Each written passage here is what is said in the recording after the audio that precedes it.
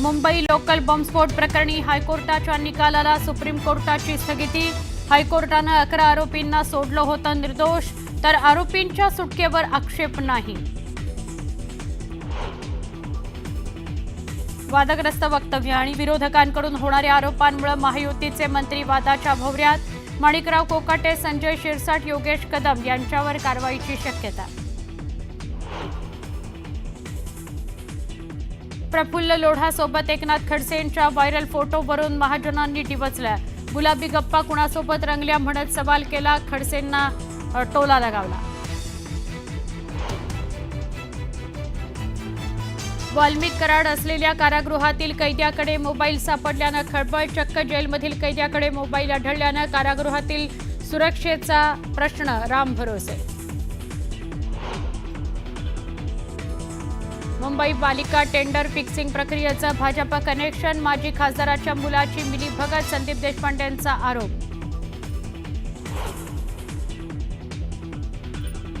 मुख्यमंत्री देवेंद्र फडणवीस दिल्ली दौऱ्यावर, वरिष्ठ नेत्यांची घेणार भेट। फडणवीसांच्या दिल्ली दौऱ्यानंतर मंत्रिमंडळ बदलाची शक्यता।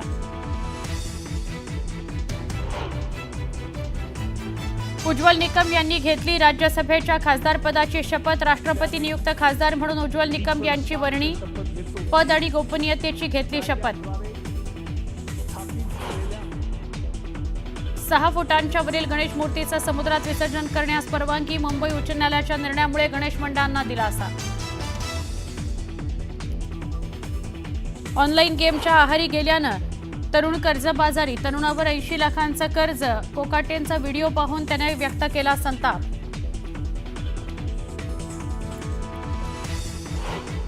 लोकलमधील स्फोट प्रकरणी सुप्रीम कोर्टाने मोठा निर्णय दिलेला आहे। मुंबई हायकोर्टाने दिलेल्या निकालाला सुप्रीम कोर्टाने स्थगिती दिली आहे। मुंबई हायकोर्टाने 12 आरोपींना निर्दोष सोडलं होतं, मात्र जेलमधून सुटलेल्या आरोपींना पुन्हा जेलमध्ये पाठवण्यात येणार नाही। आरोपी बाहेर येण्यावरून सरकारने कोर्टात आक्षेप घेतलेला नाहीये आणि यावेळी सरकारच्या वतीनं सॉलिसिटर जनरल तुषार मेहता यांनी आम्ही फक्त निकालावर स्थगिती मागत आहोत, आरोपींना पुन्हा तुरुंगात पाठवण्याची मागणी नाही। सर्व आरोपी आता जामिनावर सुटलेले आहेत असा युक्तिवाद त्यांनी केला।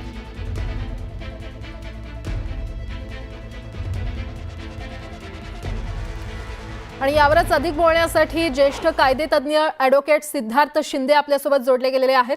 सिद्धार्थ सर, आपलं स्वागत आहे न्यूज 18 लोकमतमध्ये। सुप्रीम कोर्टाच्या या निकालाकडे कसं पाहायचं?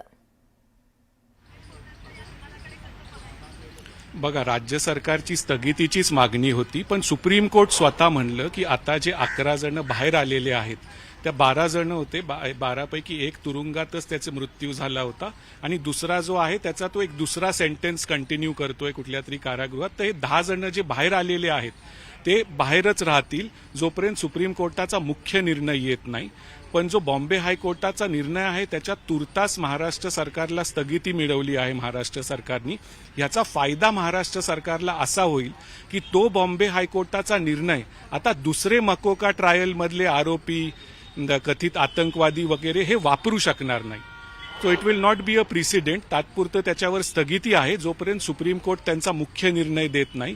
मुख्य निर्णय याला काही महिने किंवा वर्ष पण लागू शकतात। तर आता हे जे 10-11 जण जे बाहेर आलेले आहेत त्यांना त्यांचं लेखी उत्तर सुप्रीम कोर्टासमोर सादर करावं लागेल आणि त्याच्यावर सुनावणी चालेल। नवीन कुठलेही पुरावे जे मकोका कोर्टात सुरुवातीला पुरावे दिले होते तेच बॉम्बे हायकोर्टात होते आणि तेच सुप्रीम कोर्टात राहणार। पोलिसांना, प्रॉसिक्युशनला, स्टेट गव्हर्नमेंटला नवीन पुरावे आता देता येणार नाही आणि सुप्रीम कोर्ट काही महिन्यांनी किंवा वर्षांनी एक तर हा निकाल कायम ठेवू शकतं किंवा तो निकाल उलटवू पण शकतं। जर तो निकाल उलटवला तर मग ह्या लोकांना परत जेलमध्ये यावं लागेल। पण तुर्तास ते बाहेर आहेत। जरी या 11 जणांना तुर्तास हा दिलासा आहे, looking at the larger picture, जर मोठं हे बघितलं तर राज्य सरकारला ही सफलता मिळालेली आहे स्थगिती मिळवण्यात। ह्याच्यामुळे दुसरे कथित आरोपी आणि कथित आतंकवादी हे त्यांच्या फायद्यासाठी दुसऱ्या केसेसमध्ये वापरू शकणार नाही। त्यामुळे ही तशी मोठी सफलता राज्य सरकारची आहे आणि तुर्तास त्या 11 जणांना पण एक छोटासा दिलासा म्हणावा लागेल, कारण बरेच वर्ष ते जेलमध्ये होते आणि पुराव्याअभावी त्यांना आता जे बॉम्बे हायकोर्टाने बाहेर सोडलेलं आहे, जोपर्यंत सुप्रीम कोर्टाचा मुख्य निर्णय येत नाही तोपर्यंत ते बाहेरच राहतील। बरं, सिद्धार्थ सर, खरं तर हे निर्दोष मुक्त केलेले जे आरोपी आहेत ते आता पुन्हा जेलमध्ये जाणार नाही हे तर स्पष्ट झालेलं आहे. मात्र या निर्णयाला सुप्रीम कोर्टानं स्थगिती देखील दिलेली आहे. मग याकडे नेमकं कसं पाहायचं, कारण की हे तर जामिनावर सुटलेले आहेत मात्र या निर्णयाला देखील स्थगिती आहे. नाही, जामीन नाही, त्यांची तर तशी निर्दोष मुक्तताच झाली आहे. ती कायम राहील जोपर्यंत सुप्रीम कोर्ट त्यांचा अंतिम निर्णय देत नाही. अंतिम निर्णय यायला सुप्रीम कोर्टाचा काही वर्ष किंवा महिने लागू शकतात. पण राज्य सरकारचा मुख्य हेतू काय होता की जजमेंटवर स्थगिती, म्हणजे या जजमेंटवर जर स्थगिती आली तर दुसरे कथित आरोपी आतंकवादी मकोकाचे बरेच केसेस ट्रायल कोर्टात चालू आहेत, तर ते ह्या जजमेंटचा त्यांच्या फायद्यासाठी वापरू शकणार नाही आता, कारण ह्या जजमेंटवर तुर्तास स्थगिती आहे. जरी ते 11 जण तुर्तास बाहेर आहेत काही महिन्यांसाठी वर्षासाठी, जर सुप्रीम कोर्टाने हा निकाल उलटवला काही दिवसांनी महिन्यांनी वर्षांनी तर परत त्यांना आत यावं लागेल, आणि जर तो कायम ठेवला तर ते बाहेरच राहतील. पण स्थगिती मिळवणं हे राज्य सरकारचा मुख्य हेतू होता आणि तुर्तास त्याच्यात ते साध्य झालेलं आहे, कारण दुसरे आरोपी हे वापरू शकणार नाही. बघा, ह्या 11 जणांमुळे दुसऱ्यांचं नको राज्य सरकारला किंवा पोलिसांना नुकसान की हजारो लोक ना सुटू ह्या जजमेंटमुळं. कारण ह्या जजमेंटमध्ये काय बॉम्बे हायकोर्टाने म्हणलं आहे की इन्व्हेस्टिगेशन नीट झालेलं नाहीये, साक्षीदारांचे सिग्नेचर मॅच होत नव्हते, काही जणांचे साक्ष खूप वर्षांनी घेतले गेलेले आहेत, कॉपी पेस्ट जॉब तुम्ही तुमच्या पिटिशनमध्ये केलेला आहे, असे बरेच ताशेरे पोलिसांवर ओढलेले होते. आता तुर्तास राज्य सरकारला दिलासा आहे, कारण ही जजमेंट दुसरे लोक वापरू शकणार नाही त्यांच्या फायद्यासाठी. हे लोक बऱ्याच दिवसापासून आत होते, ते तुर्तास बाहेर आलेले आहेत, आणि ह्यात काही पाकिस्तानी नॅशनल्स पण आरोपी होते, ते तर पाकिस्तानला पळून गेलेले आहेत. हे एका विशिष्ट समुदायाचे इंडियन नॅशनल आहेत ज्यांची बॉम्बे हायकोर्टाने मुक्तता केलेली आहे.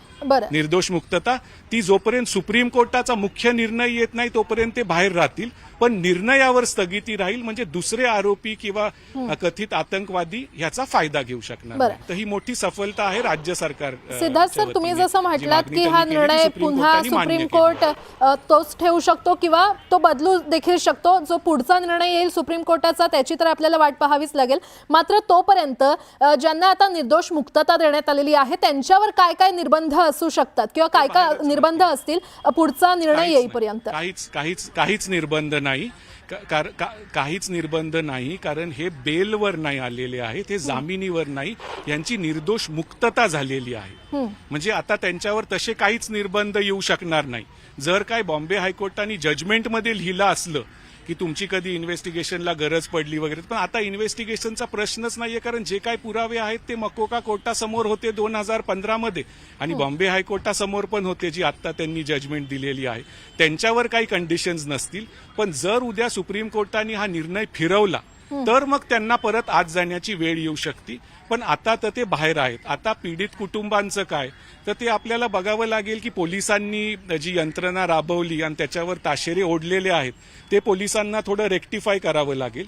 आणि राज्य सरकारच्या वतीने Tushar Mehta solicitor general appear झाले, ते पण पुढे या मॅटरमध्ये अपियर होतील, आणि त्यांचा पूर्ण प्रयत्न असेल की कसं हे जजमेंट टिकू नाही द्यायचं आणि परत ह्यांची शिक्षा जी आहे ती कायम ठेवली जाईल, असा त्यांचा प्रयत्न असेल. पण त्याला काही महिने किंवा वर्ष लागतील.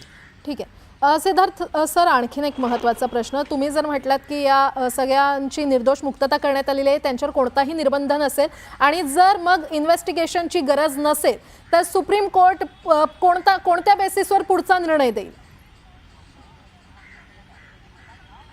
नाही, इन्व्हेस्टिगेशनची गरज म्हणजे आता त्यांची निर्दोष मुक्तता झाली आहे. जे काही पुरावे आहेत ते कोर्टासमोर होते, मकोका कोर्टासमोर पण होते, बॉम्बे हायकोर्टासमोर पण आहेत, ते सुप्रीम कोर्टापुढे पण ठेवले जातील. पण नवीन पुरावे आता काही जोडले जाणार नाही, आता जोडू शकत नाही. प्रॉसिक्युशन म्हणजे स्टेट गव्हर्नमेंट किंवा ATS पोलीस डिपार्टमेंट नवीन पुरावे नाही जोडू शकत. त्यामुळे त्यांची निर्दोष मुक्तता केलेली आहे ते कायम राहील, म्हणजे ते लोक बाहेरच राहतील.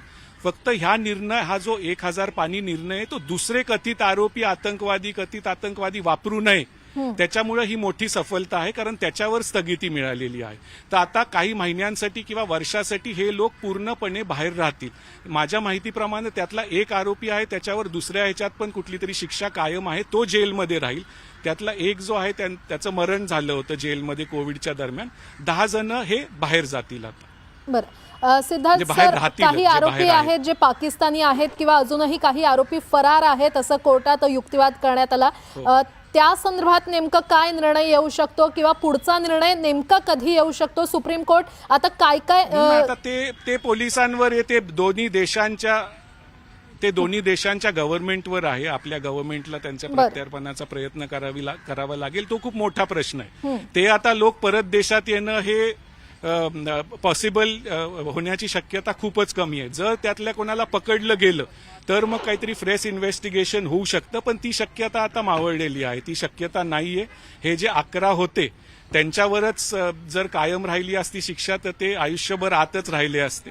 पण आता त्यांना तुर्तास थोडा दिलासा आहे. पण राज्य सरकारला माझ्या मते हा परत मोठा दिलासा आहे. कारण ते 11 जणांचा विषय सोडा, पण जे दुसरे काही लोक आहेत जे मेजर आरोपात आहेत ते ही जजमेंट आता स्थगितीमुळे ही जजमेंट त्यांच्या फायद्यासाठी वापरू शकणार नाही. बरं, सिद्धार्थ सर, अगदी शेवटचा प्रश्न विचारते. अगदी सोप्या शब्दात या संपूर्ण निकालाचा सारांश काय सांगता येईल? मी आतापर्यंत सोप्या शब्दातच सांगत होतो. आता याचा सारांश एकच आहे की मुंबई हायकोर्टाने जो निकाल दिला होता त्याच्यावर स्थगिती मिळवली आहे राज्य सरकारनी सुप्रीम कोर्टात. पण जे 11 आरोपी आहेत ते ह्या प्रकरणामध्ये दोषमुक्त जे ठरवलेले आहेत ते जेलच्या बाहेरच राहतील. सुप्रीम कोर्टाने त्यांना नोटीस फक्त इश्यू केलेली आहे आणि ते त्यांचं लेखी उत्तर देतील. त्याच्यावर प्रोसिडिंग्स होतील. उद्या हा निर्णय कायम राहू शकतो किंवा मुख्य प्रकरण ऐकल्यावर पलटवला पण जाऊ शकतो. तुर्तास ते बाहेर आहेत पण निर्णयावर स्थगिती आहे. ठीक.